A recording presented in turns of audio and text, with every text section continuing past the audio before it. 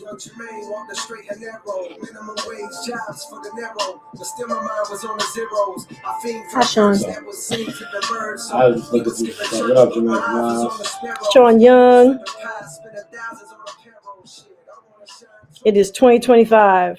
It is 2025. We in the new year. Welcome back. Yes. Everyone, Focus Friday, the Black Perspective in 2025 with Jamaica Miles and Sean Young. That's right. That's what's up. I hope everyone had a wonderful New Year. Had great celebration of New Year's Eve. Hope y'all got with your fam. We're going to get into some things that have been concerning our community straight through the new year and the work that we've been a part of concerning Mr. Robert Brooks, who was murdered in the Department of Corrections. We'll touch on some other topics as we move forward. Jamaica, before we get into all of that, how you doing? Happy New Year. Happy New Year, Sean Young. I'm good, we're going to find ways where everyone can thrive in 2025. That's right. Thriving in 2025? We're going to be thriving in 2025. You be coming up with new catchphrase. Thriving in 2025. Right. Listen, narrative, language, how we're motivating ourselves and keeping ourselves moving forward. It's a new year. There's definitely still some old fights that we're fighting, but we're going to find new ways to tackle them. Yeah. New partners, right. New opportunities. That's what we do. That's what we do. That's what we do. Now, the end of the year ended, not the way we planned or expected, but we stay, what's that saying? If you stay ready, you ain't got to get ready. Yeah. So speaking of which, January 20th. Coming up. Reclaiming MLK. All of us women holding it down with the rest of all of us and some of the other groups. But let's get into Robert Brooks. If y'all don't remember, I'm sure if y'all paying attention to any of the news, Robert Brooks, 43-year-old man, killed in Marcy Correctional Facility. Lynched December 9th. He was beaten, handcuffs behind his back on a medical gurney, and was pronounced dead the following morning. Governor Hochul came out and demanded the commissioner of docks to immediately begin the process of firing every single person that was involved. There was 14 individuals, 4 of whom already had on their records and were currently in court cases dealing with brutality concerning other people that are incarcerated. Right. The AG office was investigating. They've since recused themselves because guess what? The AG's office is responsible for defending correctional officers in lawsuits of this particular nature, right? When it comes to brutality. So they named a new district attorney, special district attorney on the case, Aluniana, and the case will move forward from there. Jamaica, what are your thoughts about all that you've seen and you've heard?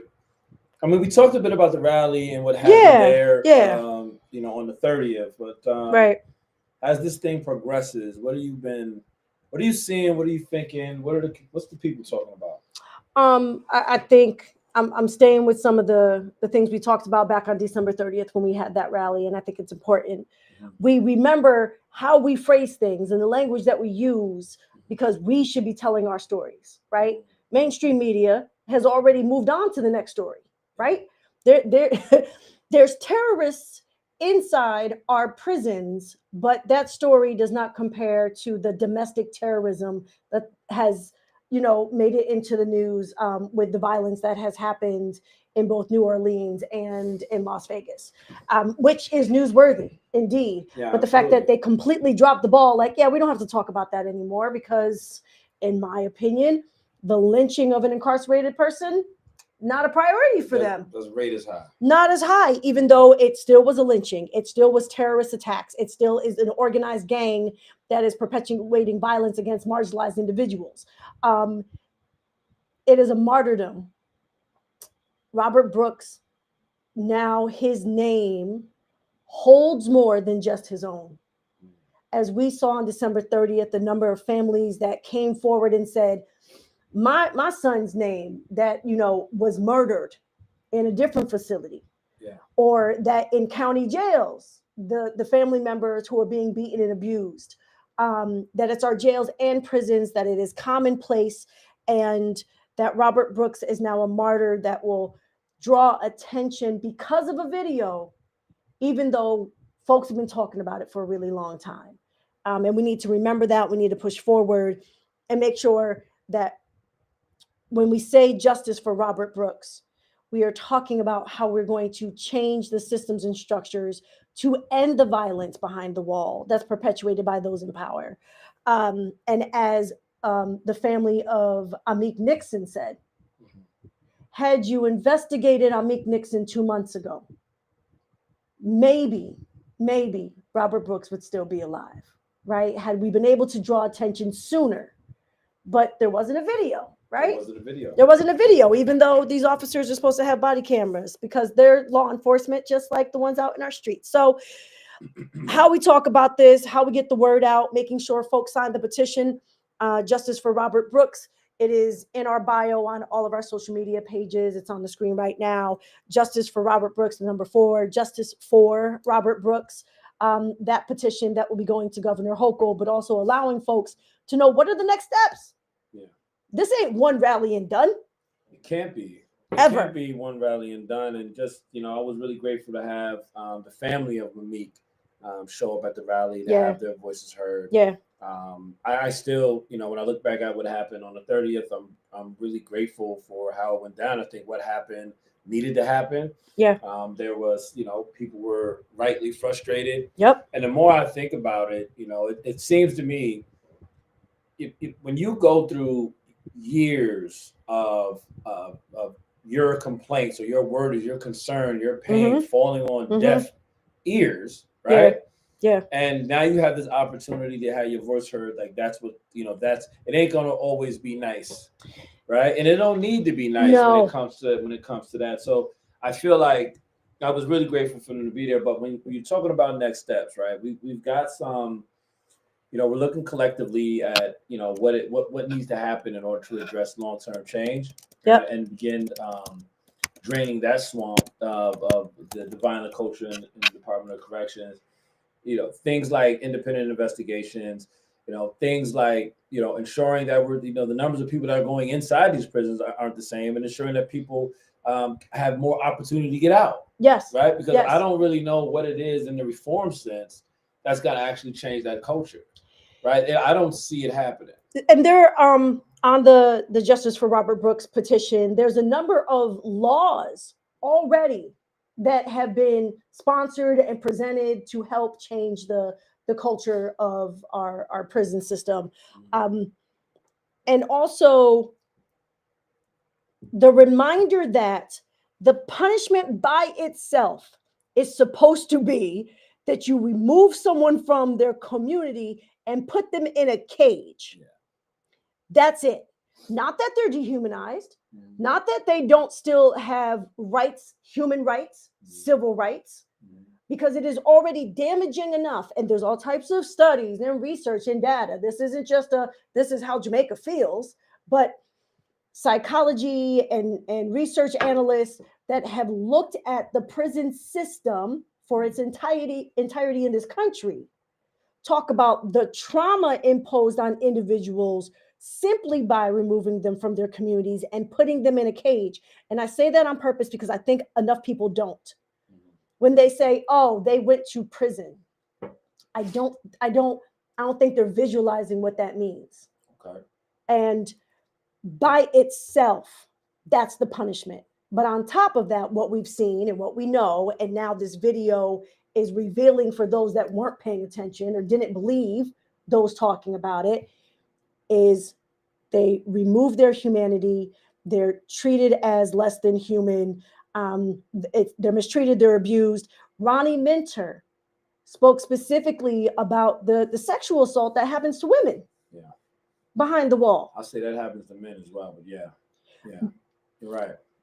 And not to go down the rabbit hole, but there are folks that are up in arms about the treatment of prisoners that Israel has taken and how they are treating those prisoners in Israeli jails. It compares to the treatment of U.S. citizens in our prisons and jails. And we should be outraged every single day. Well, I'll tell you, for someone who's gone through that experience, I mean, it's, being behind the wall, being behind those fences, those gates, like it's an isolation, an intentional type of isolation that silences those pleas and those cries, both from your family and from yourself, when you're trying to address any kind of justice on your behalf, the way you're being treated, the way you're being fed, both the medical staff, correction staff, the whole 9 yards, the grievance process. It's like it's similar out here, right? Like if you got an issue, something happened with the police are investigating the police. Inside it's the same thing. Yeah. Right? Yeah. The corrections officers are investigating themselves, and just far too often, and you just think about the population where we are, extremely undervalued, right? They look at us. I mean, we are discriminated against. I used to say this a few years ago, and all the legal ways that were outlawed during the civil rights era. Yeah. Right. Yeah. We are intentionally, left in situations where it's acceptable to do these type of things, and it's definitely acceptable to silence our screams. And now, in this instance, you have this video that pops up, and everyone can see it, and everyone can be outraged. And now there's something that we can say, look, here's this piece of evidence. But I feel like it also puts us on another back foot where we always are looking for evidence to justify, our oppression, to justify, what we're saying about racism, to justify what we're saying about, oppression and brutality. Like we're always looking for, like, we got to show evidence despite we know it being true. Yeah. Because I think what we talk about is going through this, like you said, 24-hour news cycle. Jimmy Carter died. We had two different, instances in New Orleans, and I can't remember, the other one was in Arizona. Was it Las Vegas? Yeah. Where Trump's tower, we have an explosion. You got two military guys. One's ex, one's current. That commit these. They do what they do, and now we're on to the next one. But the people in this work, the people that we are in coalition with, like we're everyone is so super smart and so super experienced and like really good organizers, and they know their stuff. We're looking to take those concrete steps to move forward. Yeah. Right. To actually move forward legislation that can change this, ensure it doesn't happen again, but it doesn't happen without the entire community being a part of this in some way, right? Yeah, and I definitely want to plus one that part about in a moment of crisis, we had at least 15, 20 different organizations that all said, we agree, we all agree that this is wrong and there has to be systemic and structural change. Yeah. And we even agree on what some of those changes should be. And that's monumental to movement work happening, that you have that coalescing of groups and organizations that may not always agree, may not always be working on the same things at the same time. Center for Community Alternatives showed up. Saratoga Black Lives Matter. Pillars for Promise. Ronnie Minter's group, I don't know why, I can't remember the name of it right now, but I mean, Ronnie actually has probably 3 different organizations that she has. Unchained? It's something, but I mean, Ronnie Minter does so much. It's kind of hard to be like, oh, there's this one group, but Ronnie's involved with a lot of different justice impacted people and groups and organizations. Family and friends of the wrongly convicted. Right. So in tandem, they were in New York City. Yes. Doing their thing, put together a coalition there to have a whole on the same day. So it was us. Yep. In the Capital Region, just to catch y'all up. Yep. Us in the Capital Region started at 11. I think New York City started at 3. Yep. It was 3 to 5, and then Rochester at 6. Yeah, and in Rochester, Robert Brooks' father was there at that event, and it was brought to my attention. I had actually forgotten. He and I worked together when I was back at Citizen Action. Mm-hmm. His father. Yeah. New York's really not that big. And those doing movement work, like we tend to run into each other, right? And it was around education and the school to prison pipeline. That's what we were talking about. That's what we were working on, is how do we change those circumstances and prevent our people from ending up in cages. So Freedom Unshackled. Thank you, Leslie. Freedom Unshackled. That's Ronnie's group. Listen, takes all of us. It takes all of us. But when we have the organizations, that's great. But something we talked about is not everybody's part of an organization, and that's fine. Here's an opportunity for you to find your entry point into activism. That's what Chrissy, who is a member of All of Us Women, said last night. Yeah. She said, all of us women gave me an entry point into activism because I didn't know where to begin. So if you are someone who is looking to change the criminal justice system, or let's just say the criminal legal system, there is no justice. If you are an impacted person, if you have friends or family that's impacted, and you're looking for that moment, sign the petition. Start there. It's digital. It's online. I'll be sure to make sure we share the link again. Sign the petition. Like and follow the groups and organizations. When you sign that petition, you then are going to have access to the groups and organizations that are supporting it. You'll know who to follow, right? Not just all of us sharing, like, who are those other groups and organizations. Then there are more events coming up. January 20th, Monday, January 20th happens to be MLK Day. There's also something else happening on that day, but it's MLK Day. We are going to reclaim MLK Day. Martin Luther King Jr. was not just a civil rights leader, he was also a human rights leader. Also someone who faced incarceration himself. That's right. Fought for their human rights for everyone. It wasn't just some people, it was everybody. And so if we're going to fight for the human rights of everybody, right here in New York State, this is a perfect opportunity for us to do that. So just right there, petition, come to another event. You've got an opportunity, like, follow other groups and organizations, figure out, get in where you fit in. Like and follow us. I mean, if you're paying attention, like, there's that part. All of us. There's that part. Facebook, IG, and YouTube. You can find our links. You're making sure we'll put it in the chat. Please, click, like, share. That's how they say it. Click, like, share. Follow our stuff. We'll give you updates on what's happening around Robert Brooks and other things going on in the community.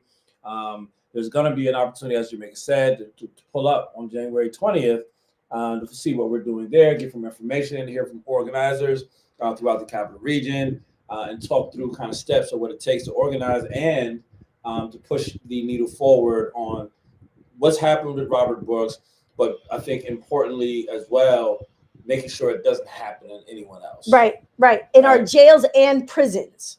Don't let New York get you tripping, thinking, oh, it's just Marcy. It's not just one. Yeah. It's all the prisons and the jails. It's systemic. And also one of the things that we'll be looking at on January 20th is the intersectionality.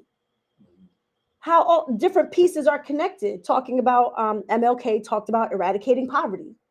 How does that impact our communities? How does the prison industrial complex profit from the poverty of our communities, and the need for the underground economy, right?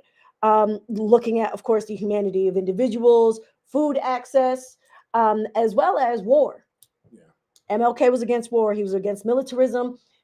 Our law enforcement is militarism. So how do we part and parcel to the saying, from the military to our law enforcement across the country, different states, counties, and cities, and our jails. They all play, in the course of, they all are interconnected and play a role in delivering these injustices across the board. I mean, the data has been super clear for decades now about what happens to Black and brown people. More likely incarcerated, more likely to spend much longer in prison, more likely to have horrible health outcomes while in prison and when coming home. Yes. The whole 9 yards. So we are, Black and brown, everyone gets impacted by this carceral system has grown so vast at this point. Yeah. Everyone gets impacted, but we are always bearing the brunt, and it's important. So we're just here in New York State, and we're seeing what's happening with Robert Brooks for the first time. So we have this bit of momentum in this piece of evidence. And you know what, Jamaica? What? I was just thinking about it. Just crossed my mind because I had said this when I was talking like my brother Tamar or something. Like, you understand that this moment came because of the death of someone. Yeah. The brutal murder of someone. Yes. That this moment exists to create these changes inside state prisons. Right. How god awful is that? Think about it. It's a sacrifice. Yes. Someone was killed. Yeah. In a brutal way, and now this opportunity exists where it didn't exist. Right. Before December 9th, not in the same way.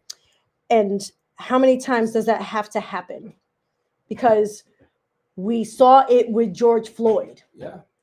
We saw it with Breonna Taylor. I mean, we can go all the way back to Rodney King. Yeah. Right? The brutal beating and dehumanizing behaviors of law enforcement towards Black folks in particular. We can go further back.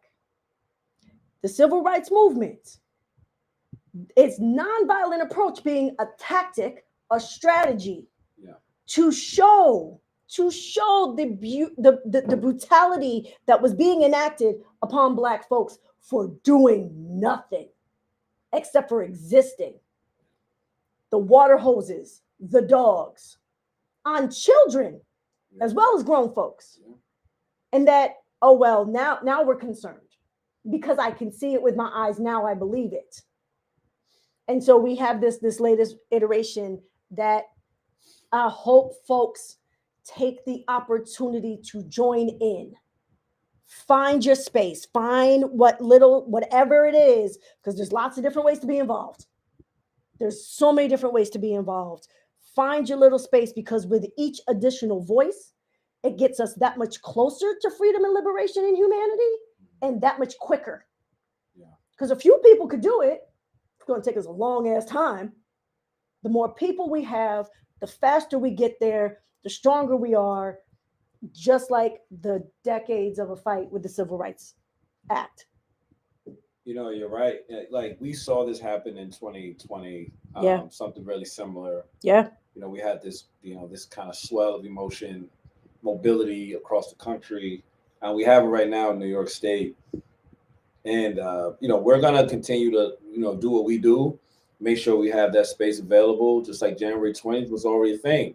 All of us women already came up with, hey, we're going to reclaim MLK. Yes. Now we're able to obviously connect, what that was about to what happened, currently with Robert Brooks. Yeah. And talk about the injustices and the way we fight back, right? Because MLK was a fighter. He fought back.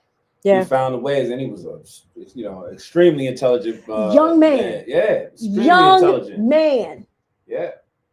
Got his first Paris at 24.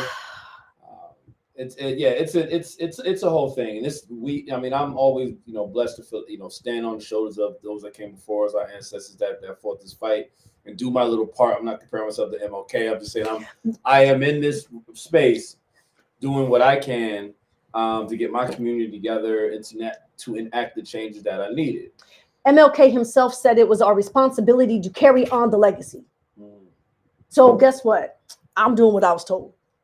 Hey, we're working it out, and we want y'all to make sure that y'all stay tuned. Yeah, y'all stay active. We'll give you the pieces. We'll give you the things. We'll give you the space, man, so you can get involved. And, so many of us got family members that are incarcerated. Yeah, right.